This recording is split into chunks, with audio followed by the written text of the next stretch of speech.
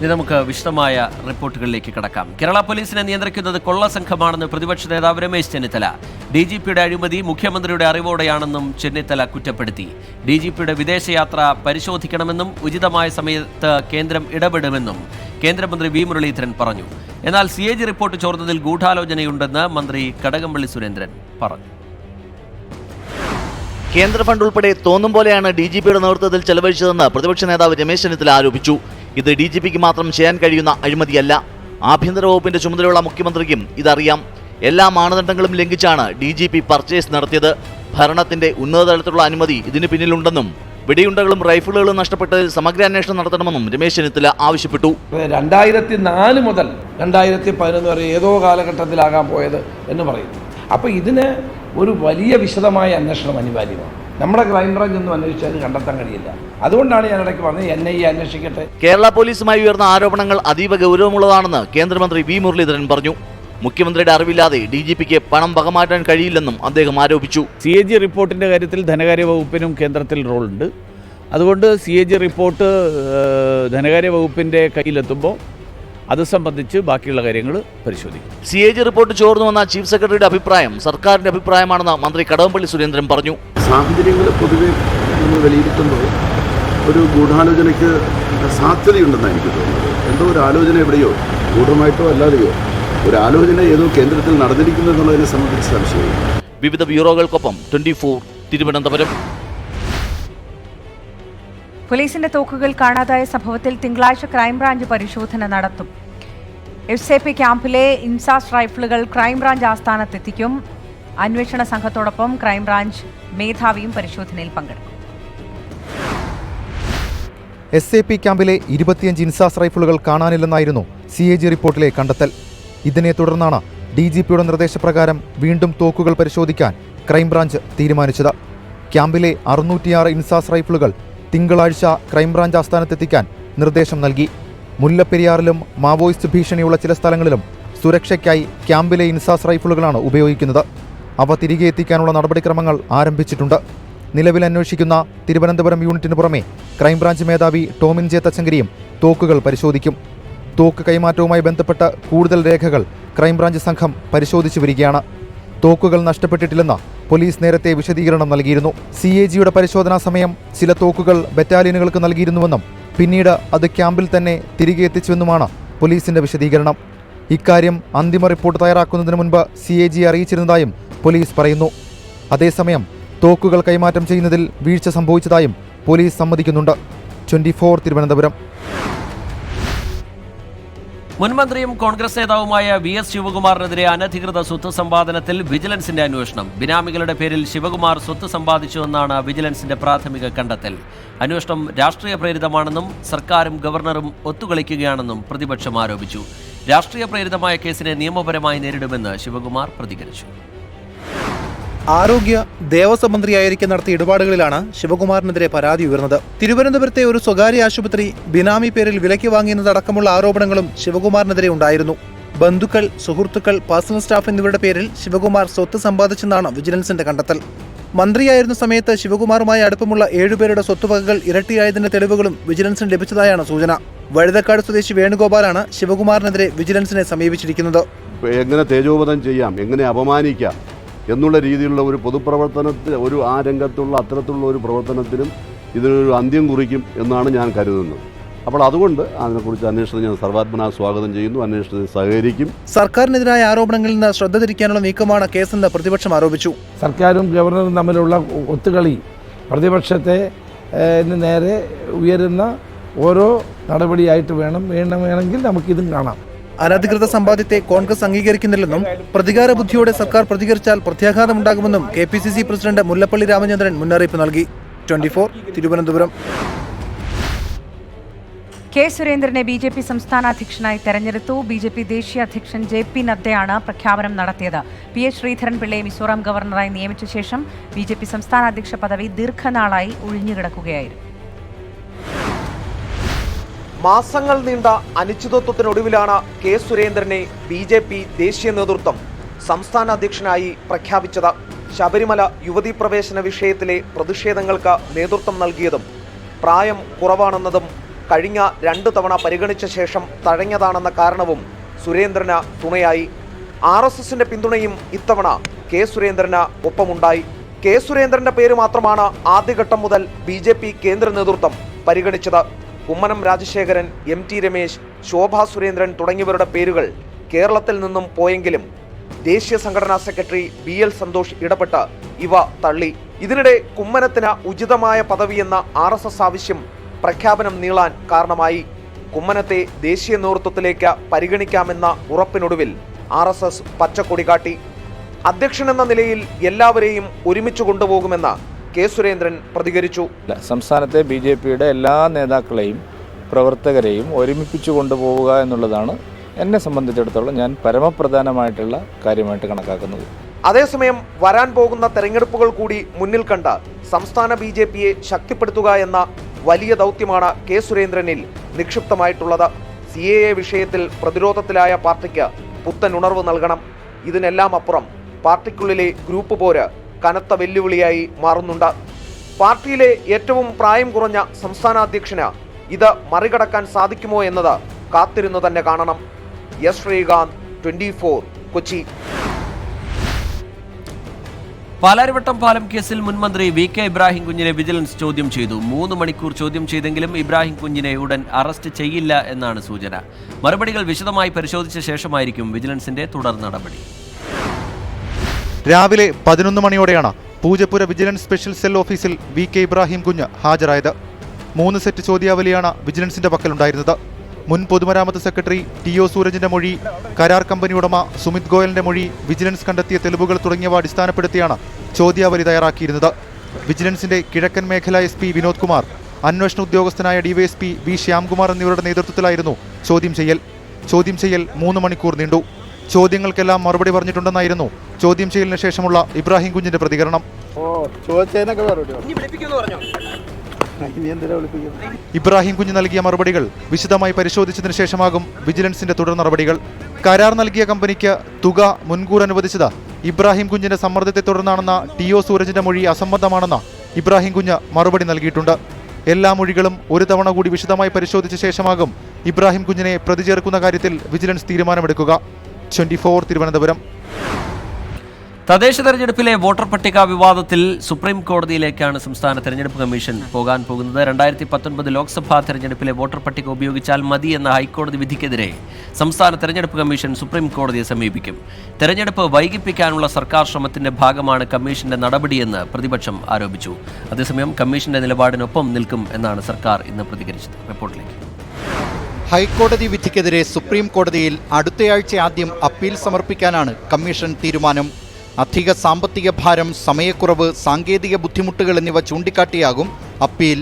അതായത് 2019 പട്ടിക എടുത്താൽ ഉണ്ടാകുന്ന പ്രായോഗിക ബുദ്ധിമുട്ടുകൾ സുപ്രീം കോടതിയെ അറിയിക്കുക എന്നുള്ളതാണ് ഉദ്ദേശം. ഏതു പട്ടിക ഉപയോഗിച്ചാലും തെരഞ്ഞെടുപ്പ് വൈകില്ലെന്ന് കമ്മീഷൻ പറയുന്നു. തെരഞ്ഞെടുപ്പ് അട്ടിമറിക്കാനാണ് ശ്രമമെന്നാരോപിക്കുന്ന പ്രതിപക്ഷം സുപ്രീം കോടതിയിലെ ഹർജിയിൽ കക്ഷി ചേരുമെന്നറിയിച്ചു. തെരഞ്ഞെടുപ്പ് കമ്മീഷനൊപ്പം നിൽക്കാനാണ് സംസ്ഥാന സർക്കാർ തീരുമാനം.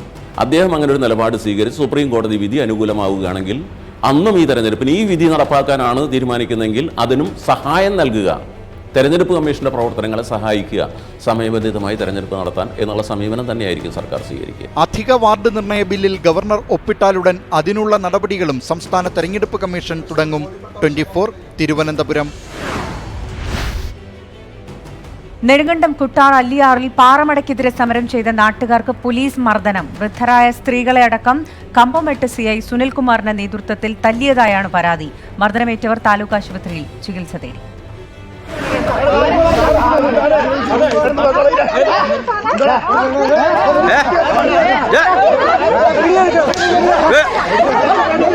നെടുങ്കണ്ടം കൂട്ടാർ അല്ലിയാറിൽ പ്രവർത്തിക്കുന്ന പാറമടയ്ക്കെതിരെ നാട്ടുകാർ വർഷങ്ങളായി സമരത്തിലാണ്. പൊടിശല്യം രൂക്ഷമായതോടെ നാട്ടുകാർ സംഘടിച്ച് പാറമടയിൽ നിന്ന് ലോഡുമായി പോകുന്ന വാഹനങ്ങൾ തടഞ്ഞു. പോലീസ് എത്തി ബലം പ്രയോഗിച്ച് വാഹനങ്ങൾ വിട്ടയക്കാൻ നോക്കിയതാണ് സംഘർഷത്തിന് കാരണം. കമ്പംമെട്ട് CI സുനിൽകുമാറിന്റെ നേതൃത്വത്തിലായിരുന്നു ആക്രമണമെന്ന് നാട്ടുകാർ പറയുന്നു. സാറേ, ഞങ്ങളിത് ഞങ്ങളുടെ ഒരു അവകാശത്തിന് വേണ്ടിയിട്ടാണ്, ഞങ്ങൾക്ക് ജീവിക്കാനുള്ളൊരു അവകാശം അത് തന്നാൽ മതി എന്ന് പറഞ്ഞപ്പോഴേ പുള്ളി എൻ്റെ ഉടുപ്പിന് വലിച്ച് പെട്ട് എന്നെ അവിടെ വലിച്ചു കൊണ്ടിട്ട് എൻ്റെ ഇവിടേക്കിട്ട് അടിക്കുകയും തൊഴിച്ചപ്പോൾ എൻ്റെ അമ്മയ്ക്കിട്ട് വയറിൻ്റെ ഇവിടെ കൊള്ളുകയും പിന്നെ ഈ കൊച്ചി ഇറക്കൻ്റെ ഒരു 10-22 വയസ്സുള്ള ഒരു കൊച്ചി ഇറക്കൻ്റെ മുഖം അടിച്ചു പൊട്ടിക്കുകയും അയാൾ ചെയ്തു. പരാതി അടിസ്ഥാനരഹിതമാണെന്നാണ് പോലീസിന്റെ വിശദീകരണം. സംഭവത്തിൽ കണ്ടാലറിയാവുന്ന 4 പേർക്കെതിരെ പോലീസ് കേസെടുത്തിട്ടുണ്ട്. മുഖ്യമന്ത്രിക്കും DGPക്കും അടക്കം പരാതി നൽകുമെന്ന് നാട്ടുകാരും പറയുന്നു. 24 ഇടുക്കി. മാധ്യമപ്രവർത്തകൻ KM ബഷീറിനെ കാറിടിച്ച് കൊലപ്പെടുത്തിയ കേസിൽ തെളിവ് നശിപ്പിക്കാൻ ശ്രീരാം വെങ്കിട്ടരാമൻ നടത്തിയ ശ്രമങ്ങൾ അക്കം വിട്ടു നിരത്തി കുറ്റപത്രം. ഡോക്ടറായ സുഹൃത്തിന്റെ സഹായത്തോടെ ജനറൽ ആശുപത്രിയിൽ നിന്നും പോലീസിന്റെ കണ്ണ് വെട്ടിച്ചാണ് ശ്രീരാം സ്വകാര്യ ആശുപത്രിയിലേക്ക് പോയതെന്ന് കുറ്റപത്രത്തിൽ പറയുന്നു. സ്വകാര്യ ആശുപത്രിയിലും രക്തമെടുക്കാൻ സമ്മതിച്ചില്ല എന്നും വ്യക്തമാക്കുന്ന കുറ്റപത്രത്തിന്റെ പകർപ്പ് 24-ന് ലഭിച്ചു. പ്രത്യേക അന്വേഷണ സംഘം വഞ്ചിയൂർ ജുഡീഷ്യൽ മജിസ്ട്രേറ്റ് കോടതിയിൽ സമർപ്പിച്ച കുറ്റപത്രത്തിലാണ് ഒന്നാം പ്രതി ശ്രീരാം വെങ്കിട്ടരാമൻ തെളിവ് നശിപ്പിക്കാൻ ബോധപൂർവം നടത്തിയ ശ്രമങ്ങൾ വിശദമാക്കിയിരിക്കുന്നത്. അപകടത്തിൽപ്പെട്ട കാർ ഓടിച്ചത് രണ്ടാം പ്രതി വഫ ഫിറോസ് ആണെന്നാണ് ശ്രീറാം ആവർത്തിച്ചിരുന്നത്. എന്നാൽ സാക്ഷിമൊഴികളും ശാസ്ത്രീയ തെളിവുകളും ഈ വാദം ഗണ്ണിക്കുന്നു. ജനറൽ ആശുപത്രിയിൽ എത്തിച്ച ശ്രീറാം കാര്യമായ പരിക്കൊന്നുമില്ലാതിരുന്നിട്ടും മെഡിക്കൽ കോളേജിലേക്ക് റഫർ ചെയ്യണമെന്ന് ആവശ്യപ്പെട്ടു. പരിശോധനയിൽ ശ്രീറാമിന് മദ്യത്തിന്റെ മണമുണ്ടെന്ന് ജനറൽ ആശുപത്രിയിലെ ഡോക്ടർ രേഖപ്പെടുത്തിയിരുന്നു. ജനറൽ ആശുപത്രിയിൽ നിന്ന് പോലീസിന്റെ കണ്ണു വെട്ടിച്ച് ഡോക്ടറായ സുഹൃത്തിനൊപ്പം കിംസ് ആശുപത്രിയിലേക്ക് പോവുകയായിരുന്നുവെന്നും കുറ്റപത്രത്തിലുണ്ട്. അവിടെ രക്തമെടുക്കാൻ ശ്രീറാം സമ്മതിച്ചില്ലെന്ന് നേഴ്സ് കേസ് ഷീറ്റിൽ രേഖപ്പെടുത്തിയിട്ടുണ്ട്. രക്തത്തിൽ മദ്യത്തിന്റെ അളവ് കുറയുന്നതുവരെ രക്തം ശേഖരിക്കുന്നത് മനഃപൂർവ്വം വൈകിപ്പിച്ച് തെളിവ് നശിപ്പിക്കുകയായിരുന്നു ശ്രീറാമിന്റെ ലക്ഷ്യമെന്ന് കുറ്റപത്രം ചൂണ്ടിക്കാട്ടുന്നു. സാക്ഷിമൊഴികൾക്ക് പുറമെ മ്യൂസിയം, വെള്ളയമ്പലം ഭാഗങ്ങളിലെ CCTV ദൃശ്യങ്ങളും ശ്രീറാമിന് കുരുക്കായി. 24 തിരുവനന്തപുരം. യൂണിവേഴ്സിറ്റി കോളേജ് വധശ്രമ കേസിൽ കുറ്റപത്രം സമർപ്പിച്ചു. മുഖ്യപ്രതികളും മുൻ SFI പ്രവർത്തകരുമായ ശിവരഞ്ജിത്ത്, നസീം ഉൾപ്പെടെ 19 പ്രതികളാണ് കേസിലുള്ളത്. പ്രതികൾക്കെതിരെ മറ്റ് വിദ്യാർത്ഥികളെ അഖിൽ ചന്ദ്രനെ അണിനിരത്താൻ ശ്രമിച്ചത് വിരോധത്തിനിടയാക്കിയെന്ന് കുറ്റപത്രത്തിൽ പറയുന്നു. യൂണിവേഴ്സിറ്റി കോളേജിലെ ബിരുദ വിദ്യാർത്ഥി അഖിൽ ചന്ദ്രനെ കുത്തിക്കൊലപ്പെടുത്താൻ ശ്രമിച്ച കേസിലാണ് Thiruvananthapuram first class judicial magistrate കോടതിയിൽ കുറ്റപത്രം സമർപ്പിച്ചത്. SFI യൂണിറ്റ് പ്രസിഡന്റും സെക്രട്ടറിയുമായിരുന്ന ശിവരഞ്ജിത്തും നസീമും ഉൾപ്പെടെ 19 പേരാണ് പ്രതികൾ. പ്രതികൾക്കെതിരെ മറ്റു വിദ്യാർത്ഥികളെ അഖിൽ അണിനിരത്താൻ ശ്രമിച്ചത് വിരോധത്തിനിടയാക്കിയെന്ന് കുറ്റപത്രത്തിൽ പറയുന്നു. അഖിലിന്റെ ബൈക്ക് തകർത്തതിന് പാർട്ടി പ്രതികളെ ശാസിച്ചതും പ്രകോപനമായെന്ന കുറ്റപത്രത്തിലുണ്ട്. വധശ്രമം ഉൾപ്പെടെയുള്ള കുറ്റങ്ങളാണ് പ്രതികൾക്കെതിരെ ചുമത്തിയിരിക്കുന്നത്. സംഭവം നടന്ന 6 മാസത്തിനു ശേഷമാണ് കന്റോൺമെന്റ് പോലീസ് കേസിൽ കുറ്റപത്രം സമർപ്പിച്ചത്. കേസിൽ കുറ്റപത്രം വൈകിയത് മൂലം എല്ലാ പ്രതികൾക്കും സ്വാഭാവിക ജാമ്യം ലഭിച്ചിരുന്നു. പ്രതികളെ രക്ഷിക്കാൻ പോലീസ് ശ്രമിച്ചുവെന്ന ആക്ഷേപവും ശക്തമാണ്. സംഭവത്തിന് പിന്നാലെ ശിവരഞ്ജിത്തിനെയും നസീമിനെയും SFI പുറത്താക്കി.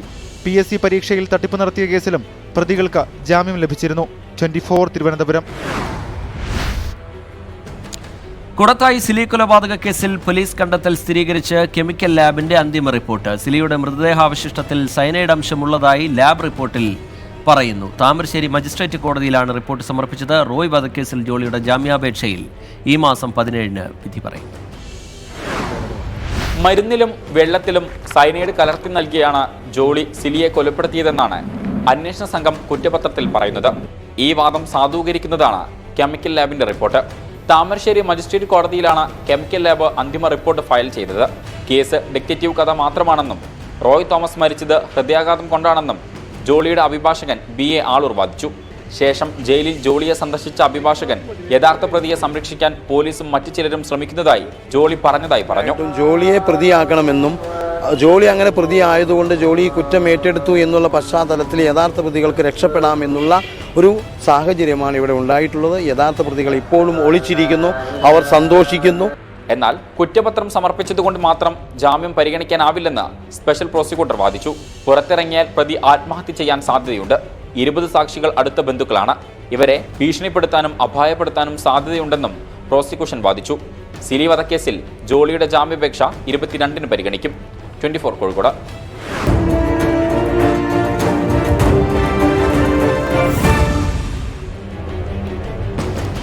ന്യൂസ് ട്രാക്കിലേക്ക് വീണ്ടും. അരവിന്ദ് കെജ്രിവാളിന്റെ നേതൃത്വത്തിലുള്ള 3ാം ആം ആദ്മി സർക്കാർ നാളെ അധികാരമേൽക്കും. രാംലീല മൈതാനത്ത് നടക്കുന്ന ചടങ്ങിൽ അരവിന്ദ് കെജ്രിവാളിനൊപ്പം 6 മന്ത്രിമാരും സത്യപ്രതിജ്ഞ ചെയ്യും. പ്രധാനമന്ത്രി പങ്കെടുക്കുമോ എന്നുള്ള കാര്യത്തിൽ തീരുമാനമായിട്ടില്ല. നരേന്ദ്രമോദിക്ക് മാത്രമാണ് ഇപ്പോൾ ക്ഷണമുള്ളത്. അക്കാര്യത്തിൽ ഒരു വ്യക്തത വന്നിട്ടില്ല പ്രധാനമന്ത്രി പങ്കെടുക്കുമോ എന്നുള്ള കാര്യത്തിൽ. എന്തായാലും നാളെ രാവിലെ 10 മണിക്കാണ് സത്യപ്രതിജ്ഞ നടക്കാൻ പോകുന്നത്. റിപ്പോർട്ടിലേക്ക്. 70-ൽ 62 സീറ്റ് നേടിയ തിളക്കത്തോടെയാണ് അരവിന്ദ് കെജ്രിവാൾ നാളെ അധികാരമേൽക്കുന്നത്. ഡൽഹി രാംലീല മൈതാനത്ത് രാവിലെ 10 മണിക്കാണ് സത്യപ്രതിജ്ഞാ ചടങ്ങ്. രാംലീല മൈതാനത്തെ ഒരുക്കങ്ങൾ അവസാന ഘട്ടത്തിലാണ്. കനത്ത പോലീസ് സുരക്ഷ ഒരുക്കും. 1 ലക്ഷത്തോളം ആളുകൾ നാളെ ചടങ്ങിൽ പങ്കെടുക്കും. സത്യപ്രതിജ്ഞാ ചടങ്ങിലേക്ക് പ്രധാനമന്ത്രി ക്ഷണിച്ചെങ്കിലും പങ്കെടുക്കുമോ എന്ന് വ്യക്തമല്ല. സംസ്ഥാനത്തെ സർക്കാർ സ്കൂൾ പ്രിൻസിപ്പൽ, വൈസ് പ്രിൻസിപ്പൽ, അധ്യാപകർ എന്നിവർക്കും ആം ആദ്മി പാർട്ടിയുടെ പ്രത്യേക ക്ഷണമുണ്ട്. അരവിന്ദ് കെജ്രിവാളിനെ കൂടാതെ മനീഷ് സിസോദിയ, സത്യേന്ദർ ജെയിൻ, ഗോപാൽ റായ്, കൈലാഷ് ഗെലോട്ട്, ഇമ്രാൻ ഹുസൈൻ, രാജേന്ദ്ര ഗൗതം എന്നിവർ മന്ത്രിമാരായി നാളെ ചുമതലയേൽക്കും. പുതുമുഖങ്ങളായി അതിഷി, അമാനത്തുള്ള ഖാൻ എന്നിവർ അടുത്ത ഘട്ടത്തിൽ മന്ത്രിസഭയിലെത്തിയേക്കും. ഒട്ടേറെ ചരിത്ര മുഹൂർത്തങ്ങൾക്ക് സാക്ഷിയായ രാംലീല മൈതാനത്ത് വെച്ച് തന്നെയാണ് ചരിത്ര വിജയം നേടി അരവിന്ദ് കെജ്രിവാൾ സർക്കാർ ചുമതലയേൽക്കുന്നത്. നിതിൻ അംബുജൻ, 24, ഡൽഹി. ഡൽഹി മുഖ്യമന്ത്രിയായി അരവിന്ദ് കെജ്രിവാൾ നാളെ സത്യപ്രതിജ്ഞ ചെയ്യുമ്പോൾ ശ്രദ്ധാകേന്ദ്രമായി ഒരു കുഞ്ഞതിഥി ഉണ്ടാകും. വോട്ടെണ്ണൽ ദിവസം ആഘോഷവേളയിൽ അച്ഛന്റെ തോളിലിരുന്ന മഫ്ലർമാൻ. കെജ്രിവാളിനെ അനുകരിച്ച് വേഷമിട്ട അവ്യാൻ തോമറാണ് ഈ അതിഥി. കുഞ്ഞ് അവ്യാന്റെ ചിത്രം സമൂഹ മാധ്യമങ്ങളിൽ വൈറലായിരുന്നു.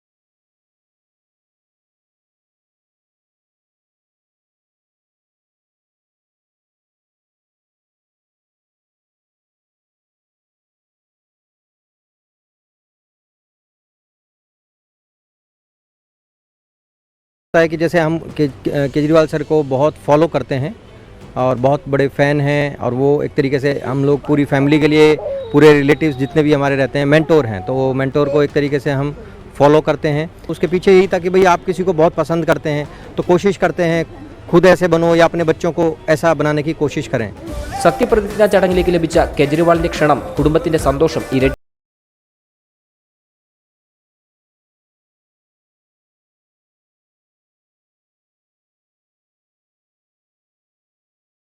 सरप्राइज है कि मतलब इतना अच्छा लगा कि जैसे होता है कि जनता के इलेक्टेड सीएम हैं तो जनता को ही उन्होंने अपना एक चीफ गेस्ट बनाया है या जनता को ही वो प्रायोरिटी देते हैं, तो इससे बड़ी और किसी के लिए क्या बात हो सकती है. हमारे लिए बहुत खुशी का, बहुत सरप्राइजिंग का और बहुत एक अलग ही तरीका. We can not express in words. 2015 Delhi തെരഞ്ഞെടുപ്പിൽ അവ്യാന്റെ സഹോദരി ഫെറിയായിരുന്നു കെജ്രിവാളിന്റെ വേഷത്തിലെത്തിയത്. സത്യപ്രതിജ്ഞാ ചടങ്ങിൽ അച്ഛന്റെ തോളിലേറി ലിറ്റിൽ കെജ്രിവാളായി അവ്യാൻ അന്നും രാംലീല മൈതാനത്തുണ്ടാകും. ക്യാമറാമാൻ രാഹുൽ മുരളിക്കൊപ്പം നിതിൻ അംബുജൻ, 24, ഡൽഹി. അവ്യാൻ ഇത്രയും വലിയൊരു താരമായി മാറിയ കാര്യം അവ്യാൻ പോലും അറിയില്ല അല്ലേ?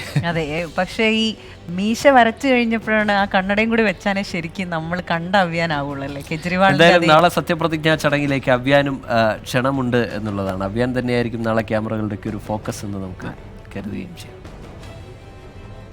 ദേശീയ ജനസംഖ്യാ രജിസ്റ്റർ നടപടികളോട് സഹകരിക്കാത്ത കേരളമടക്കമുള്ള സംസ്ഥാനങ്ങളുമായി കേന്ദ്ര സർക്കാർ ചർച്ച നടത്തുമെന്ന് റിപ്പോർട്ട്.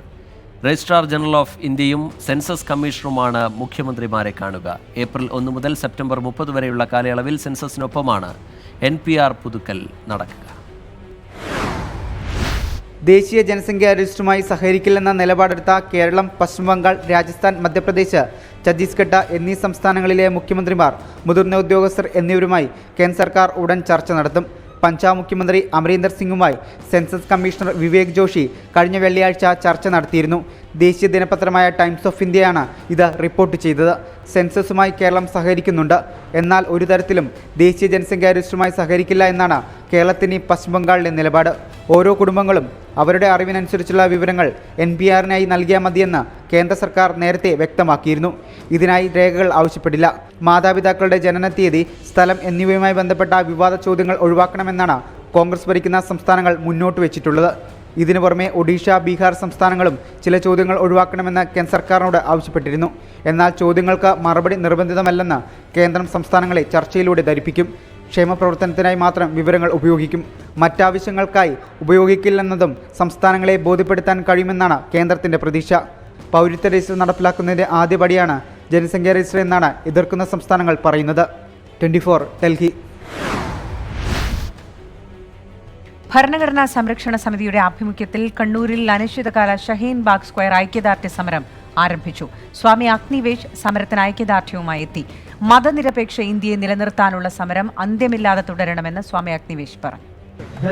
പൗരത്വ നിയമ ഭേദഗതിക്കെതിരെ കണ്ണൂരിൽ അനിശ്ചിതകാല ഷഹീൻബാഗ് സമരം തുടങ്ങിയിരിക്കുകയാണ്. കഴിഞ്ഞ 2-3 ദിവസങ്ങളുമായി സ്വാമി അഗ്നിവേശ് കണ്ണൂരിലുണ്ട്. അദ്ദേഹം ഈ സമരത്തിന് പിന്തുണയുമായി എത്തിയതാണ് ഇവിടെ. Why do you protest against CAA?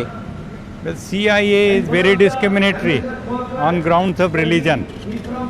Our constitution says we the people of India, not we the Hindus or Muslims or anything. Number one, Article 14 and 15 clearly is non-discrimination on grounds of religion for citizenship. So we will not accept this CAA. CAA is the root cause. If there is a CAA today, NRC is bound to follow. Do you think that BJP government have an agenda behind this CAA? You see, it is the RSS originally. The real enemy of our country is RSS. Or at the international level, it is ISIS. We don't want ISIS, we don't want RSS, we want SDS, Sarva Dharma Sambhav. All religions equal. Do you think BJP will rethink about this CAA because of this election? Well, this is a wake-up call for Modi government and BJP government. They lost Jharkhand, where in Dumka, Modi said, we can recognize the protesters by their dress. You see? So he is talking in terms of very narrow Hindutva type. This is Hindutva, the religion of Godse. We follow Gandhiji. He was a Sanatan Hindu. And that is far more inclusive. All of us human beings. So we don't want to be followers of Godse. We want to be following Gandhiji and Ambedkar and all those great people. BJP says that you are anti-Hindu. Yeah, they have attacked me on 17th of July. They wanted to kill me in Jharkhand, but I am surviving. And they again attacked me on 17th of August in Delhi, in front of BJP headquarters. But I am continuing my, crusade against narrow-minded hatred, violence of this BJP government. അദ്ദേഹം പറയുന്നത് തീർച്ചയായും തന്നെ ഈ പൗരത്വ ഭേദഗതി നിയമത്തിനെതിരെ അദ്ദേഹം പ്രക്ഷോഭം തുടരുമെന്ന് തന്നെയാണ്. എന്തായാലും ഇതിൽ നിന്ന് ഒരു പിന്മാറ്റമില്ല എന്നാണ് അദ്ദേഹം പറയുന്നത്. ക്യാമറാമാൻ വിജിത്തിനൊപ്പം അർജുൻ മട്ടന്നൂർ, 24 കണ്ണൂർ. MSF ഭാരവാഹി തെരഞ്ഞെടുപ്പുമായി ബന്ധപ്പെട്ട തർക്കം മുറുകുകയാണ്. ഔദ്യോഗിക പക്ഷത്തിനൊപ്പം നിൽക്കുന്ന MSF മലപ്പുറം ജില്ലാ പ്രസിഡന്റ് റിയാസ് പുൽപ്പറ്റയെ മുസ്ലിം ലീഗ് ജില്ലാ കമ്മിറ്റി സസ്പെൻഡ് ചെയ്തു. നടപടിയെ രൂക്ഷമായ ഭാഷയിൽ വിമർശിച്ച് ലീഗ് വനിതാ നേതാവും രംഗത്തെത്തിയിരിക്കുകയാണ്. അത് സംബന്ധിച്ച റിപ്പോർട്ടിലേക്കാണ് ഇനി നമ്മൾ പോകുന്നത്. പാണക്കാട് സ്വാദിഖ് അലി ശിഹാബ് തങ്ങൾ അധ്യക്ഷനായ മുസ്ലിം ലീഗ് മലപ്പുറം ജില്ലാ കമ്മിറ്റിയെ ലീഗ് ബ്രാഹ്മണന്മാർ എന്ന് വിശേഷിപ്പിച്ചായിരുന്നു മുൻ ഹരിത സംസ്ഥാന വൈസ് പ്രസിഡന്റും സംസ്ഥാന കമ്മിറ്റി അംഗവുമായ ഹഫ്സമോളുടെ ഫേസ്ബുക്ക് പോസ്റ്റ്. ഷഹീൻബാഗ് ഒരുക്കേണ്ടത് ലീഗ് നേതാക്കളുടെ വീട്ടുമുറ്റത്താണ്. പാർട്ടിയിലെ നേതാക്കൾ മാടമ്പികളായി മാറി. സ്തുതി പാടുന്നവർക്കും ഓച്ചാനിച്ച് നിൽക്കുന്നവർക്കും മാത്രമാണ് പാർട്ടിയിൽ സ്ഥാനമെന്നും പോസ്റ്റിൽ വിമർശിക്കുന്നു. ഇതാദ്യമായാണ് ലീഗിനകത്തെ ആഭ്യന്തര തർക്കം പരസ്യമായി പുറത്തുവരുന്നത്. MSF മലപ്പുറം ജില്ലാ പ്രസിഡന്റ് റിയാസ് പുൽപ്പറ്റെ ജില്ലാ മുസ്ലിം ലീഗ് കമ്മിറ്റി സസ്പെൻഡ് ചെയ്തതാണ് പ്രശ്നം രൂക്ഷമാക്കിയത്. MSF സംസ്ഥാന ഭാരവാഹി തെരഞ്ഞെടുപ്പിൽ മലപ്പുറം ജില്ലാ ലീഗ് കമ്മിറ്റിയുടെ തീരുമാനം അട്ടിമറിച്ചെന്ന് ചൂണ്ടിക്കാട്ടിയാണ് ലീഗ് ജില്ലാ കമ്മിറ്റിയുടെ നടപടി. നിലവിൽ MSF നേതൃത്വവും പാണക്കാട് സ്വാദിഖ് അലി ശിഹാബ് തങ്ങളും രണ്ട് തട്ടിലായതാണ് വിവാദങ്ങൾക്ക് തുടക്കമിട്ടത്. ഔദ്യോഗിക പക്ഷത്തിനൊപ്പം നിൽക്കുന്നയാളാണ് സസ്പെൻഡ് ചെയ്യപ്പെട്ട റിയാസ് പുൽപ്പറ്റ. ജില്ലാ ലീഗ് കമ്മിറ്റിക്ക് MSF പ്രസിഡന്റിനെ മാറ്റാൻ അധികാരമില്ലെന്ന് ചൂണ്ടിക്കാട്ടി ലീഗ് സംസ്ഥാന നേതൃത്വത്തിന് MSF സംസ്ഥാന ഭാരവാഹികൾ പരാതി നൽകുകയും ചെയ്തു. 24 മലപ്പുറം. തർക്കം നിലനിന്നിരുന്ന കൂത്താട്ടുകുളം ചോരക്കുഴി മോർ സ്റ്റെഫാനോസ് പള്ളിയിൽ ഓർത്തഡോക്സ് വിഭാഗം പ്രവേശിച്ചു. പള്ളിക്ക് മുന്നിൽ പോലീസും യാക്കോബായ വിശ്വാസികളും തമ്മിൽ നേരിയ തോതിൽ സംഘർഷമുണ്ടായി. പ്രതിഷേധിച്ച യാക്കോബായ വിശ്വാസികളെയും വൈദികരെയും പോലീസ് അറസ്റ്റ് ചെയ്തു നീക്കി. ശക്തമായ പോലീസ് സംരക്ഷണയിലാണ് ഓർത്തഡോക്സ് വിഭാഗം പള്ളിയിൽ പ്രവേശിച്ചത്. പള്ളിക്ക് മുന്നിൽ സംഘടിച്ച യാക്കോബായ വിശ്വാസികൾ ഗേറ്റ് തുറക്കാൻ അനുവദിച്ചില്ല. പൂട്ടറുത്തുമാറ്റി പോലീസ് അകത്തു കടന്നതോടെ നേരിയ തോതിൽ സംഘർഷമുണ്ടായി.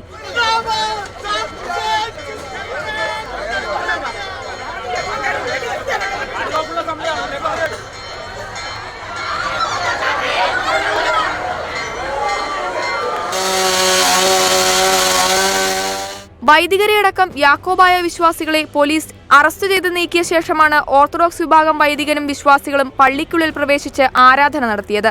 ഓർത്തഡോക്സ് വൈദികൻ ഗീവർഗീസ് കൊച്ചുപറമ്പിൽ നൽകിയ ഹർജിയിലാണ് ഹൈക്കോടതി പോലീസ് സംരക്ഷണം നൽകുവാൻ കഴിഞ്ഞ ദിവസം ഉത്തരവ് നൽകിയത്. 24 കൊച്ചി. സംസ്ഥാനത്ത് ഈ വർഷം വരൾച്ച രൂക്ഷമാകും എന്നാണ് റിപ്പോർട്ട് വന്നിരിക്കുന്നത്, അല്ലേ? വേനൽ മഴ ജനുവരി ഫെബ്രുവരി മാസങ്ങളിൽ മഴ ലഭിക്കാത്തതും ഒപ്പം കഴിഞ്ഞ പ്രളയങ്ങൾ കേരളത്തിലെ കാലാവസ്ഥ എത്രത്തോളം ബാധിച്ചിട്ടുണ്ട്. അതെ, വലിയ രീതിയിൽ കാലാവസ്ഥയിൽ മാറ്റം വരുത്തിയിട്ടുണ്ട് എന്നുള്ളതാണ്. രണ്ടാം പ്രളയത്തിന് ശേഷം തന്നെ വരൾച്ച ഉണ്ടാകും എന്നുള്ള മുന്നറിയിപ്പ് കാലാവസ്ഥാ വിദഗ്ധരെല്ലാം തന്നെ നൽകിയിരുന്നു. അത് കൃത്യമാണ് എന്ന് പറയത്തക്ക തരത്തിൽ ചൂട് കൂടി വരികയുമാണല്ലേ. ചില ജില്ലകളിലൊക്കെ പ്രത്യേക ജാഗ്രതാ നിർദ്ദേശം നൽകിയിട്ടുണ്ട്. ജോലികളുടെ സമയം പുനഃക്രമീകരിച്ചിട്ടുണ്ട്. നന്നായി വെള്ളം കുടിക്കണം എന്നുള്ള നിർദ്ദേശം ഒക്കെ നൽകിയിട്ടുണ്ട്. എല്ലാവരും അത് പാലിക്കുകയും ചെയ്യണം. മുൻ വർഷങ്ങളെ അപേക്ഷിച്ച് ഇത്തവണ സംസ്ഥാനത്ത് കുടിവെള്ളക്ഷാമവും രൂക്ഷമാകും എന്നാണ് മുന്നറിയിപ്പ്. സംസ്ഥാനത്ത് മുൻ വർഷങ്ങളെ അപേക്ഷിച്ച് ജനുവരിയിലും ഫെബ്രുവരി ഇതുവരെയും മഴയുടെ അളവിൽ വലിയ കുറവാണ് വന്നിട്ടുള്ളത്. ഈ സ്ഥിതി ഇങ്ങനെ തുടരുകയാണെങ്കിൽ മാർച്ച് മാസമാകുമ്പോഴേക്കും സംസ്ഥാനം കൊടും വരൾച്ച നേരിടേണ്ടി വരും. സാധാരണ മാർച്ച് മാസത്തിൽ ജലവിധാനത്തിലെ കുറവ് ഇത്തവണ ഫെബ്രുവരിയിൽ തന്നെ പ്രകടമായി. കിണറുകളിലെയും പുഴകളിലെയും ജലനിരപ്പ് കുത്തനെ കുറഞ്ഞു തുടങ്ങിയതായി Kozhikode CWRDM executive director doctor AB Anitha പറഞ്ഞു. വേനൽ മഴ ഇത്തവണ കേരളത്തിൽ വളരെ കുറവായിരുന്നു. അതുകൊണ്ട് തന്നെ നമ്മൾക്ക് സാധാരണഗതിയിൽ മാർച്ച് മാസത്തിലാണ് കിണറുകളിലെയും കുളങ്ങളിലെയും വെള്ളം താഴ്ന്ന് കാണപ്പെട്ടിരുന്നത്. അത് ഈ പ്രാവശ്യം കുറച്ച് മുമ്പായി ഫെബ്രുവരിയിൽ തന്നെ കിണറുകളിലെയും കുളങ്ങളിലെയും ഗ്രൗണ്ട് വാട്ടർ ലെവൽ താഴ്ന്നു കാണുന്നുണ്ട്. കഴിഞ്ഞ 2 വർഷങ്ങളിലായി ഉണ്ടായ പ്രളയം മിക്ക പ്രദേശത്തും മേൽമണ്ണ് ഒഴുകിപ്പോകാൻ കാരണമായി. മഴവെള്ളം കുത്തിയൊലിച്ചു പോയതോടെ ജലം ഊർന്നിറങ്ങാനുള്ള സാഹചര്യമാണ് ഇല്ലാതായത്. ഭൂഗർഭ ജലവിധാനം വലിയ തോതിൽ കുറയാൻ ഇത് കാരണമാണ്. അതിനാൽ സംസ്ഥാനത്ത് കടുത്ത കുടിവെള്ളക്ഷാമവും നേരിടാനുള്ള സാധ്യത കൂടുതലാണ്. അതേസമയം ഫെബ്രുവരി അവസാനം വേനൽ മഴയ്ക്ക് സാധ്യതയുണ്ടെന്ന് കാലാവസ്ഥാ നിരീക്ഷണ കേന്ദ്രം ചൂണ്ടിക്കാട്ടുന്നു. 24 കോഴിക്കോട്. പഞ്ചാബിൽ സ്കൂൾ വാനിന് തീപിടിച്ച് 4 കുട്ടികൾ പൊള്ളലേറ്റു മരിച്ചു. പഞ്ചാബിലെ സാഗ്രൂരിലെ ലോങ്കോവാളിലാണ് സംഭവം. സിമ്രാൻ പബ്ലിക് സ്കൂളിലെ വിദ്യാർത്ഥികളാണ് അപകടത്തിൽപ്പെട്ടത്. 8 കുട്ടികൾ നിസ്സാര പരിക്കുകളോടെ രക്ഷപ്പെട്ടു. തീപിടുത്തത്തിന് കാരണം വ്യക്തമല്ല. വാഹനം പൂർണ്ണമായി കത്തിക്കരിഞ്ഞ നിലയിലാണ്.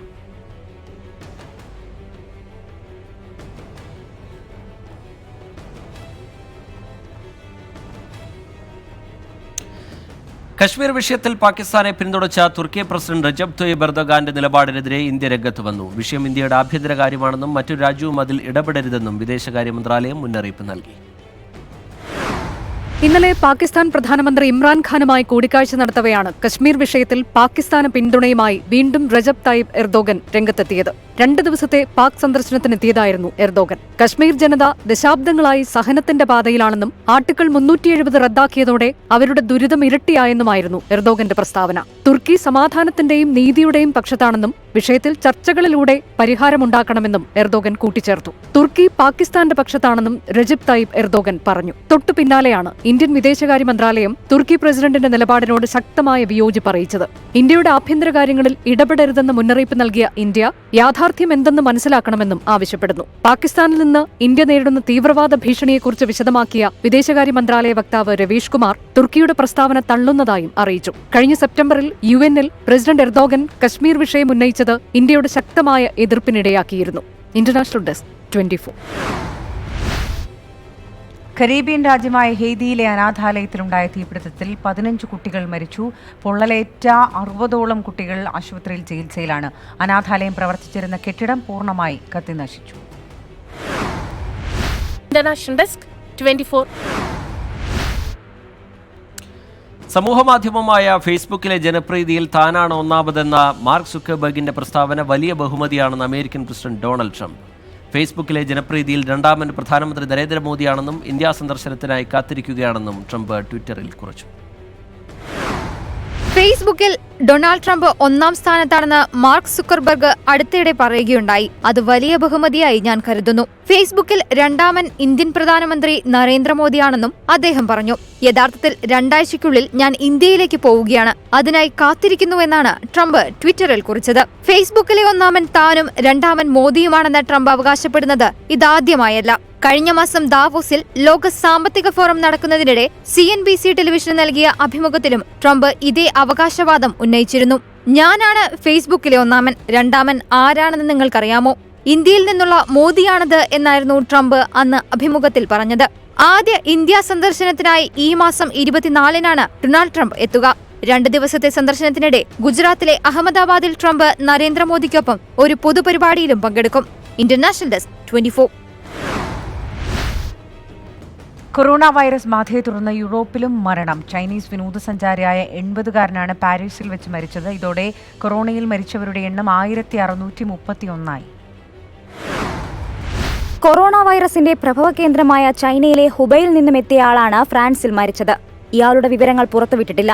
കഴിഞ്ഞ മാസം 16-ന് പാരീസിലെത്തിയ വൃദ്ധനെയും മകളെയും സംശയത്തെ തുടർന്ന് ആശുപത്രിയിൽ പ്രവേശിപ്പിക്കുകയായിരുന്നു. മകൾ നിരീക്ഷണത്തിലാണെന്നും ആരോഗ്യനില തൃപ്തികരമാണെന്നും ഫ്രഞ്ച് ആരോഗ്യമന്ത്രി അഗ്നസ് ബുസിൻ പറഞ്ഞു. ഇതോടെ കൊറോണ ബാധയെ തുടർന്ന് മരിച്ചവരുടെ എണ്ണം 1631 നേരത്തെ ആഫ്രിക്കൻ രാജ്യമായ ഈജിപ്തിൽ കൊറോണ വൈറസ് ബാധ സ്ഥിരീകരിച്ചിരുന്നു. ചൈനയ്ക്ക് പുറത്ത് ലോകത്താകെ 500-ലധികം ആളുകൾക്കാണ് രോഗബാധ റിപ്പോർട്ട് ചെയ്തിരിക്കുന്നത്. കൊറോണ ബാധയെ തുടർന്ന് ഫേസ്ബുക്ക് നടത്താനിരുന്ന ഗ്ലോബൽ മാർക്കറ്റിംഗ് കോൺഫറൻസ് റദ്ദാക്കി. International desk 24. വാലന്റൈൻ ദിനത്തിൽ സുഹൃത്തിനെ കാറിടിച്ച് കൊലപ്പെടുത്താൻ ശ്രമിച്ച യുവാവ് പോലീസിന്റെ പിടിയിലായി. പെരുമ്പാവൂർ സ്വദേശി സഗീറാണ് പോലീസിന്റെ പിടിയിലായത്. പെൺകുട്ടി അവഗണിക്കുന്നുവെന്ന സംശയത്തെ തുടർന്നാണ് യുവാവിന്റെ ക്രൂരത. ഇന്നലെ വൈകുന്നേരമാണ് സഗീർ തന്റെ കാമുകിയായ പെൺകുട്ടിയെ കാറിടിച്ച് കൊലപ്പെടുത്താൻ ശ്രമിച്ചത്. എറണാകുളം MG റോഡിലായിരുന്നു സംഭവം.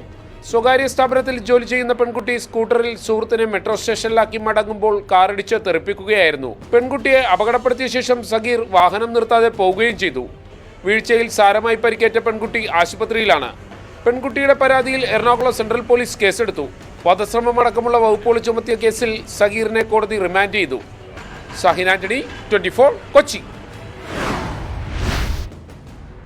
കേരള ദിനേശ് ബിഡി സഹകരണ സംഘം സുവർണ ജൂബിലി ആഘോഷത്തിന് സമാപനം. കാഞ്ഞങ്ങാട്ട് നടന്ന സമാപനത്തിന്റെ ഭാഗമായി ഘോഷയാത്രയും പൊതുസമ്മേളനവും സംഘടിപ്പിച്ചു. ദിനേശ് ബിഡി സംഘത്തെ തുടർന്നും സംസ്ഥാന സർക്കാർ സംരക്ഷിക്കുമെന്ന് റവന്യൂ മന്ത്രി ഇ ചന്ദ്രശേഖരൻ പറഞ്ഞു. കഴിഞ്ഞ വർഷം കണ്ണൂരിൽ മുഖ്യമന്ത്രി പിണറായി വിജയൻ ഉദ്ഘാടനം ചെയ്തതോടെയാണ് കേരള ദിനേശ് ബിഡി സുവർണ ജൂബിലി ആഘോഷത്തിന് തുടക്കമായത്. തുടർന്ന് 1 വർഷമായി വൈവിധ്യ പരിപാടികൾ സംഘടിപ്പിച്ചു വരികയായിരുന്നു. സമാപനം കുറിച്ച് കാസർഗോഡ് ജില്ലയിലെ കാഞ്ഞങ്ങാട് വർണ്ണാഭമായ ഘോഷയാത്രയും തുടർന്ന് നോർത്ത് കോട്ടച്ചേരിയിൽ പൊതുസമ്മേളനവും സംഘടിപ്പിച്ചു. 100 കണക്കിന് തൊഴിലാളികളും സഹകാരികളും ട്രേഡ് യൂണിയൻ നേതാക്കളും ഘോഷയാത്രയിൽ പങ്കാളികളായി. പൊതുസമ്മേളനം റവന്യൂ മന്ത്രി ഇ ചന്ദ്രശേഖരൻ ഉദ്ഘാടനം ചെയ്തു. മുൻകാലങ്ങളിലേതുപോലെ ദിനേശ് ബിഡി സംഘത്തിന്റെ സംരക്ഷണത്തിന് സംസ്ഥാന സർക്കാർ ഇനിയും ഉണ്ടാകുമെന്ന് മന്ത്രി ഇ ചന്ദ്രശേഖരൻ പറഞ്ഞു. ഇന്നലെകളിലെ അതിന്റെ സുവർണ കാലഘട്ടത്തിൽ ഈ നാടിന് നൽകിയ സംഭാവനയുടെ വില കൽപ്പിച്ചുകൊണ്ടും ആ പ്രസ്ഥാനത്തെ നിലനിർത്താനും മുന്നോട്ട് കൊണ്ടുപോകാനും ആവശ്യമായ ഇടപെടൽ സംസ്ഥാന ഗവൺമെന്റിന്റെ ഭാഗത്തുണ്ടാകും. സുവർണ ജൂബിലി സുവനീർ മുൻ ഡയറക്ടർ AK നാരായണൻ നൽകി മന്ത്രി ഇ ചന്ദ്രശേഖരൻ പ്രകാശനം ചെയ്തു. കെ കുഞ്ഞിരാമൻ MLA ചടങ്ങിൽ അധ്യക്ഷനായിരുന്നു. M Rajagopalan MLA, Dinesh BD society chairman C Rajan, M Gauri, trade union നേതാക്കൾ തുടങ്ങിയവർ സംസാരിച്ചു. 24 കാസർഗോഡ്. വേഗരാജാവ് ഉസൈൻ ബോൾട്ടിനെ തോൽപ്പിക്കാൻ ഒരു ഇന്ത്യക്കാരന് കഴിയുമോ? കഴിയും എന്നാണ് കർണാടകയിലെ ശ്രീനിവാസ ഗൌഡ എന്ന കാളയോട്ടക്കാരൻ തെളിയിക്കുന്നത്. അത്ഭുതവും കൗതുകവും നിറഞ്ഞ റിപ്പോർട്ടിലേക്കാണ് ഇനി. ഇങ്ങനെയുമുണ്ടോ മനുഷ്യർ? കാളകളുമായി 142.5 മീറ്റർ ഓടാൻ ശ്രീനിവാസ ഗൌഡ എടുത്ത സമയം വെറും 13.62 സെക്കൻഡ്. 100 മീറ്റർ പിന്നിട്ടത് 9.55 സെക്കൻഡിൽ, അതും ചെളിവെള്ളത്തിലൂടെ നഗ്നപാതനായി. ജമൈക്കയുടെ ലോക റെക്കോർഡുകാരൻ സാക്ഷാൽ ഉസൈൻ ബോൾട്ട് 100 മീറ്റർ പിന്നിടാനെടുത്ത സമയം 9.58 സെക്കൻഡാണ്. കർണാടകയിലെ പരമ്പരാഗത കായിക ഇനമായ കമ്പള എന്നു പേരുള്ള കാളപ്പൂട്ട് മത്സരത്തിലായിരുന്നു ശ്രീനിവാസ ഗൌഡയുടെ ഈ അത്ഭുതയോട്ടം. ഇതോടെ സമൂഹമാധ്യമങ്ങളിൽ താരമായിരിക്കുകയാണ് ശ്രീനിവാസ ഗൌഡ. ഉസൈൻ ബോൾട്ടുമായി ശ്രീനിവാസ മത്സരിച്ചാൽ എളുപ്പം ജയിക്കുമെന്നാണ് സമൂഹമാധ്യമങ്ങളിലെ കമന്റുകൾ. ചെളിയിലൂടെ ഓടുന്നതിനേക്കാൾ എളുപ്പമാണ് ട്രാക്കിലൂടെയുള്ള ഓട്ടമെന്നും ഇവർ പറയുന്നു.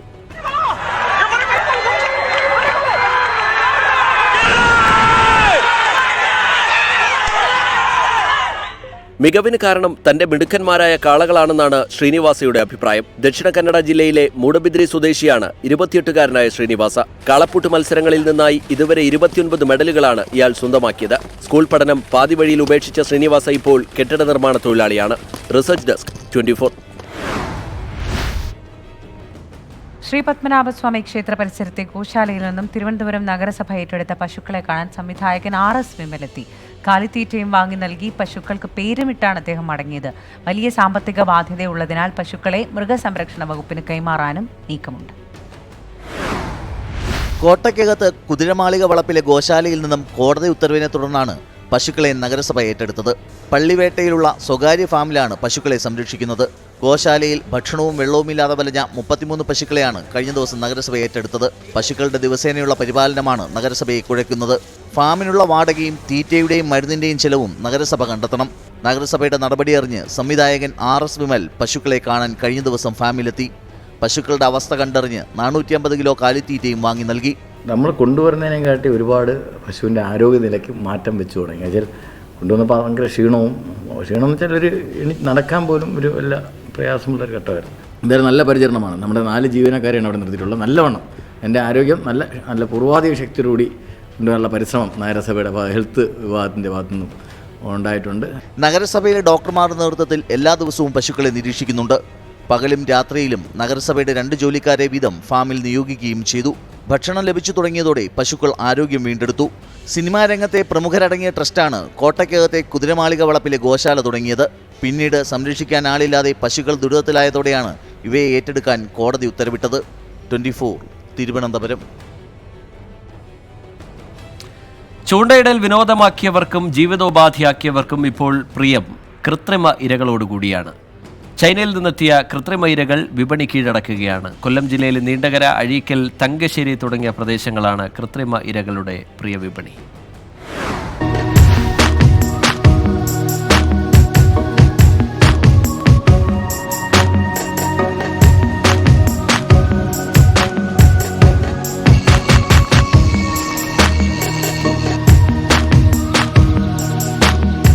മീൻ പിടിക്കാനായി ഇനി മണ്ണിരയെയും ചെറിയ തവളയെയും തേടി നടക്കേണ്ടതില്ല. മീനുകളുടെ അതേ രൂപത്തിലും ഗന്ധത്തിലുമുള്ള ഇരകൾ വിപണിയിൽ സുലഭം. പല വിധത്തിൽ, പല വലുപ്പത്തിൽ, പല വിലയിലാണ് ഇരകളുള്ളത്.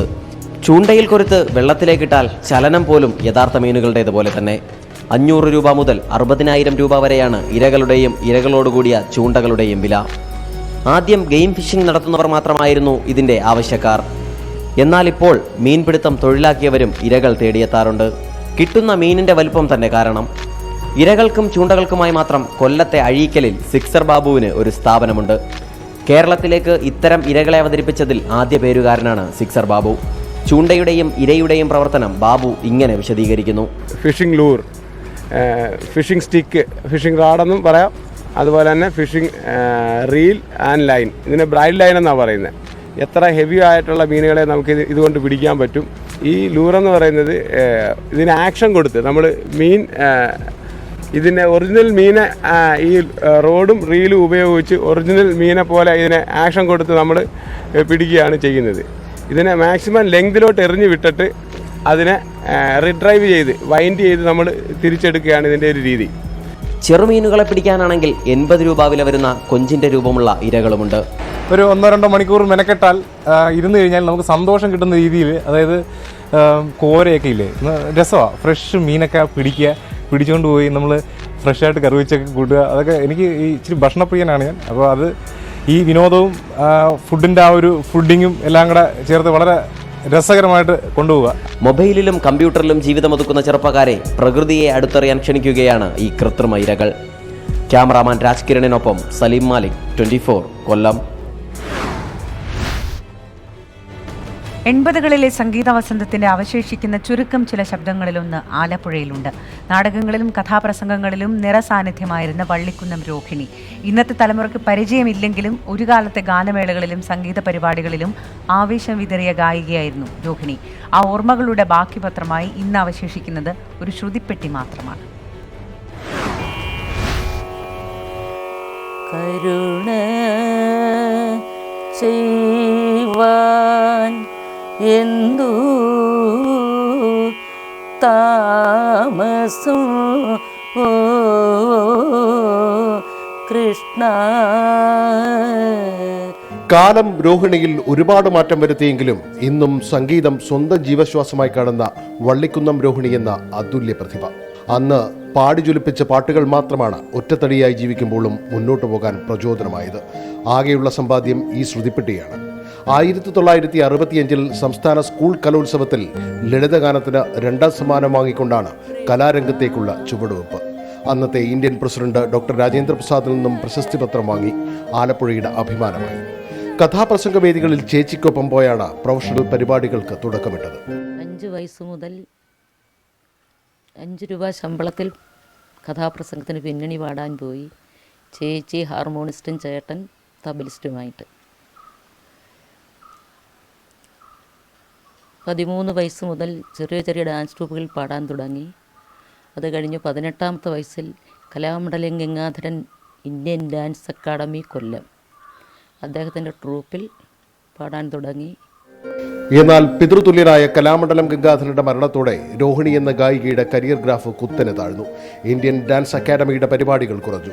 എന്നാൽ ചെറുപ്രായത്തിൽ തന്നെ മാതാപിതാക്കൾ മരിച്ച രോഹിണിക്ക് വീടിന്റെ ഭാരിച്ച ചുമതലകൾ കൂടി ഏറ്റെടുക്കേണ്ടി വന്നു. 3 ജ്യേഷ്ഠ സഹോദരിമാരെ വിവാഹം കഴിപ്പിച്ചതിന്റെ ബാധ്യതകൾ തീരുമ്പോഴേക്കും പ്രായം 40ആയി. പിന്നെ കല്യാണം വേണ്ടെന്ന് വെച്ചു. സംഗീതത്തെ മാത്രം പ്രണയിച്ച ഈ വയോധികയ്ക്ക് ജീവിത സായാന്തനത്തിൽ കൂട്ടായുള്ളത് ഒരു പിടി പാട്ടോർമ്മകൾ മാത്രമാണ്. മുന്നോട്ടുള്ള കാൽവയ്പ്പുകൾ ഇടറാതെ ഇതുവരെ എത്തിച്ചതും സംഗീതമെന്ന കൂട്ടുകാരൻ തന്നെ. അവശതയിൽ ആരുമില്ലാതെ ഒരു കുഞ്ഞു വീട്ടിൽ സമ്പാദ്യമായുള്ള ശ്രുതിപ്പെട്ടിയും മിനുക്കി ജീവിതം തള്ളി നിൽക്കുകയാണ് രോഹിണി. ആലപ്പുഴയിൽ നിന്നും അലോഷിക്കൊപ്പം എ യു രഞ്ജിത്ത്, 24. പ്ലാസ്റ്റിക് പുനരുപയോഗത്തിൽ മാതൃകയാവുകയാണ് കോഴിക്കോട് കുന്നമംഗലം സ്വദേശി ജേക്കബ്. കെട്ടിട നിർമ്മാണത്തിലും കോൺക്രീറ്റ് നിർമ്മാണത്തിലും പ്ലാസ്റ്റിക് ഉപയോഗിച്ചാണ് ഇദ്ദേഹം പ്ലാസ്റ്റിക് പുനരുപയോഗം സാധ്യമാക്കുന്നത്.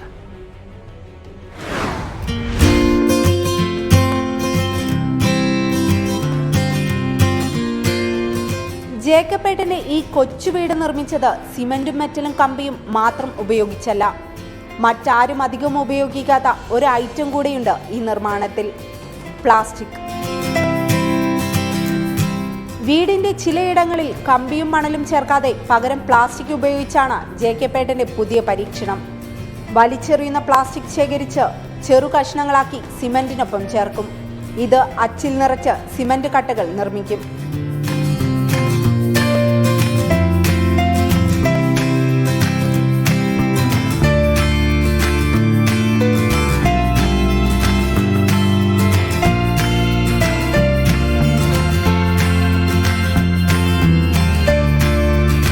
അത് നല്ല ഉറപ്പുള്ള സംഭവമായിരിക്കും. വീടായാലും റോഡായാലും ഒക്കെ കുറേ കാലം നിൽക്കും. അങ്ങനെയൊക്കെയാണ്. പിന്നെ ഓരോന്നിൻ്റെ ഒരു സ്റ്റൈല് വ്യത്യാസമുണ്ട്. ഓരോ പണിക്കനുസരിച്ചാണ്, ഒരേ ഉപയോഗത്തിനനുസരിച്ചാണ് ഇത് ഉപയോഗിക്കേണ്ടി വരുന്നത്. പ്ലാസ്റ്റിക് നിർമ്മാർജ്ജനം തന്നെയാണ് ഈ 75കാരൻ ലക്ഷ്യമിടുന്നത്. കെട്ടിട നിർമ്മാണത്തിന് പ്ലാസ്റ്റിക് ഉപയോഗിക്കുന്നുണ്ടെങ്കിലും ജീവിതത്തിൽ നിന്നും പ്ലാസ്റ്റിക്കിനെ പരമാവധി അകറ്റി നിർത്താനും ജേക്കബേട്ടൻ ശ്രമിക്കുന്നുണ്ട്. പ്ലാസ്റ്റിക് നമ്മൾ സഞ്ചി വിട്ട സാധനങ്ങൾ ആദ്യമേ വാങ്ങുന്നത്. പ്ലാസ്റ്റിക് ഇങ്ങനെ അധികം ഉപയോഗിക്കില്ല. കഴിയുന്ന ഒഴിവാക്കും. പിന്നെ ഓരോരുത്തരുടെ ശീലങ്ങളാണ്. നമ്മൾ മാക്സിമം നല്ല കാര്യങ്ങൾ ചെയ്യാൻ ശ്രമിക്കുക, അതൊക്കെയാണ്. പ്ലാസ്റ്റിക് നിരോധന കാലത്ത് ജേക്കബേട്ടൻ ഒരു മാതൃകയാണ്. നമ്മൾ വലിച്ചെറിയുന്ന പ്ലാസ്റ്റിക്കിനെ എങ്ങനെ പുനരുപയോഗിക്കാമെന്നതിന്റെ ഉത്തരം നൽകുകയാണ് ഇദ്ദേഹം. ക്യാമറമാൻ ഉണ്ണി തൂവൂരിനൊപ്പം അഞ്ജലി അമൃത്, 24 കോഴിക്കോട്. തെച്ചിക്കോട്ട് കാവ് രാമചന്ദ്രന് പൂരങ്ങളിൽ എഴുന്നള്ളിപ്പിനുള്ള വിലക്ക് നീങ്ങിയേക്കും. വൈദ്യസംഘം ജില്ലാ കളക്ടർക്ക് പരിശോധനാ റിപ്പോർട്ട് സമർപ്പിച്ചു. നിബന്ധനകളോടെ എഴുന്നള്ളിപ്പാകാമെന്നാണ് റിപ്പോർട്ടിൽ പറയുന്നത്. എഴുന്നള്ളിപ്പുകളിൽ നിന്നും ഏറെ നാൾ നീണ്ട വിലക്ക് നീക്കാൻ ഉതകുന്ന തരത്തിലാണ് വൈദ്യസംഘം ജില്ലാ കളക്ടർക്ക് റിപ്പോർട്ട് സമർപ്പിച്ചിരിക്കുന്നത്. കാലുകളിലെ മുറിവ് ഉണങ്ങുന്നതിനായി ആനയ്ക്ക് 2 ആഴ്ച കൂടി വിശ്രമം നൽകണം. നിബന്ധനകൾക്ക് വിധേയമായി എഴുന്നള്ളിപ്പാകാമെന്നും റിപ്പോർട്ടിൽ പറയുന്നുണ്ട്. അതിൻ്റെ കാലുകളിൽ ചില വ്രണങ്ങളുണ്ട് എന്നാണ് റിപ്പോർട്ട് ചെയ്തിരിക്കുന്നത്. അത് ഒന്ന് ഭേദമാകുവാൻ 2 ആഴ്ച വേണമെന്നും അതിനുശേഷം നിബന്ധനകളോടുകൂടി എല്ലാ ദിവസവും അല്ലെങ്കിൽ പോലും ചുരുക്കം ദിവസങ്ങളിലെങ്കിലും അതിനെ എഴുന്നള്ളിക്കുന്നതിൽ കുഴപ്പമുണ്ടാവില്ല എന്നൊരു വിദഗ്ധോപദേശമാണ് നമുക്ക് കിട്ടിയിട്ടുള്ളത്. 2 ആഴ്ചയ്ക്ക് ശേഷം നാട്ടാന നിരീക്ഷണ കമ്മിറ്റി യോഗം ചേരും. തുടർന്ന് ഇക്കാര്യത്തിൽ അന്തിമ തീരുമാനം കൈക്കൊള്ളും. തൃശൂർ പൂരത്തിൽ എഴുന്നള്ളിക്കുന്നതുമായി ബന്ധപ്പെട്ട തീരുമാനം വിദഗ്ധ പരിശോധനയ്ക്കും അപ്പോഴുള്ള ആനയുടെ ആരോഗ്യനില പരിഗണിച്ചുമാകും തീരുമാനിക്കുകയെന്ന് ജില്ലാ കളക്ടർ വ്യക്തമാക്കി. അത് ആ സമയത്തുള്ള ആനയുടെ സ്വഭാവവും അതിൻ്റെ ആരോഗ്യസ്ഥിതിയും പരിഗണിച്ച് മാത്രമേ പറയാൻ കഴിയുള്ളൂ. തൃശ്ശൂർ പൂരം പോലെയുള്ള വലിയ തോതിൽ ജനങ്ങൾ കൂടുന്ന ഒരു സാഹചര്യത്തിൽ ഒരു വിദഗ്ധ പരിശോധന കൂടി ആവശ്യമാണെന്നാണ് കരുതുന്നത്. നേരത്തെ ഗുരുവായൂർ കോട്ടപ്പടിയിൽ 2 പേർ മരിക്കാനിടയായ സംഭവത്തിലായിരുന്നു വനം വകുപ്പ് ആനയ്ക്ക് എഴുന്നള്ളിപ്പുകളിൽ വിലക്കേർപ്പെടുത്തിയത്. പിന്നീട് തൃശൂർ പൂര വിളംബരം അറിയിച്ചുകൊണ്ടുള്ള ചടങ്ങിൽ ആനയെ കർശന നിബന്ധനകളോടെ എഴുന്നള്ളിച്ചിരുന്നു. ആനക്കമ്പക്കാർക്കിടയിൽ പേരെടുത്ത രാമചന്ദ്രന്റെ വിലക്ക് നീക്കണമെന്ന ആവശ്യം ഏറെ നാളായി പല കോണുകളിൽ നിന്നായി ഉയർന്നിരുന്നു. ദീപക് മലയമ്മ, 24, തൃശൂർ. തെങ്ങോലയുടെ ഈർക്കിൽ കൊണ്ട് എന്ത് ചെയ്യാനാകും? വിസ്മയം തീർക്കാനാകുമെന്ന് തെളിയിക്കുകയാണ് കോഴിക്കോട് വടകര മേപ്പയിലെ രമേശൻ. അപൂർവ രോഗം തളർത്തിയ രമേശന് അതിജീവനത്തിന്റെ കരുത്ത് പകരുന്നത് ഈർക്കിലാണ്. കോഴിക്കോട് നിന്നും ദീപക് ധർമ്മടത്തിന്റെ റിപ്പോർട്ട്.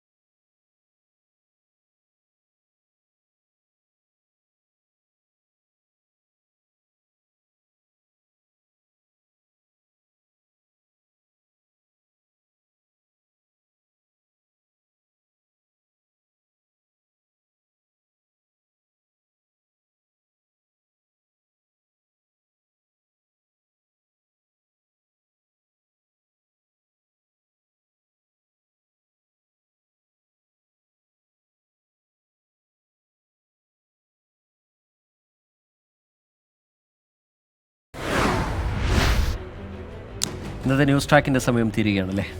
ന്യൂസ് ട്രാക്കുമായി നാളെ രാവിലെ 10 മണിക്ക് കാണാം. എല്ലാ പ്രേക്ഷകർക്കും ശുഭരാത്രി ആശംസിക്കുന്നു. നമസ്കാരം. നമസ്കാരം.